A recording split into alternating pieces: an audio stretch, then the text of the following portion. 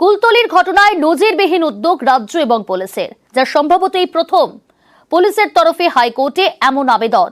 Police চাইল কুলতলির নাবালিকার ময়নাতদন্ত হোক কেন্দ্রীয় হাসপাতালে এবং উপস্থিত থাকুন এসিজেএম।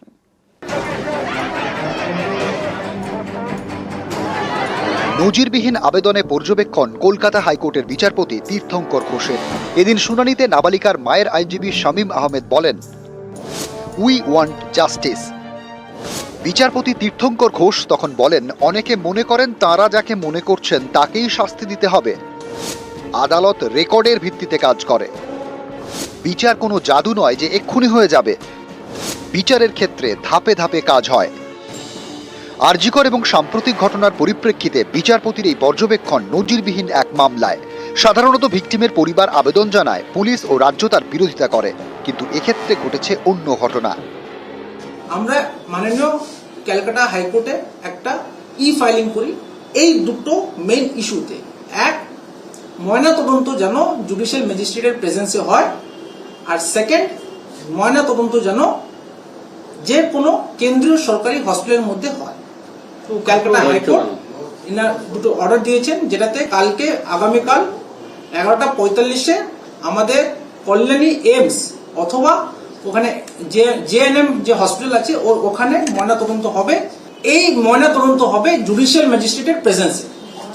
তার মানে মূলত যে দুটো দাবি ভিকটিমের বাবা ওনার ফ্যামিলি পুলিশকে যে দুটো দাবি করেছিলেন, এই দুটো দাবি নিয়ে আমরা নিজে হাইকোর্টে মুভ করে মাননীয় বিচারপতি আমাদের পক্ষে রায় দিয়ে আমরা এটাতে এগোবো।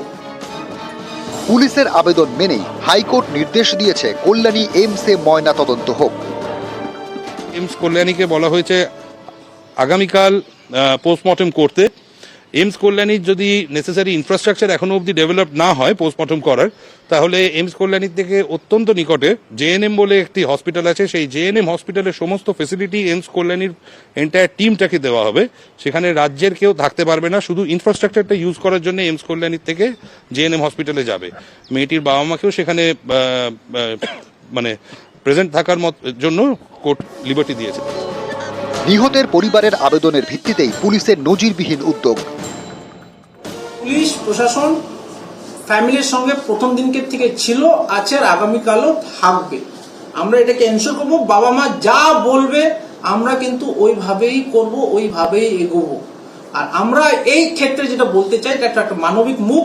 এই ক্ষেত্রে আমি বলতে চাই, আমরা এনশিওর করব within very short period of time আমরা এটাকে চার্জশিট করে এই কেসটিকে ফাস্ট ট্র্যাক করে দ্রুততায় আমরা এইটাকে বিচার পাবো। পক্সো আইনে কেন ধারা দেওয়া হয়নি তা নিয়ে আদালতে প্রশ্নের মুখে পড়েও পুলিশের তরফে বেনজির আইনি পদক্ষেপ। নিউজ 18 বাংলা।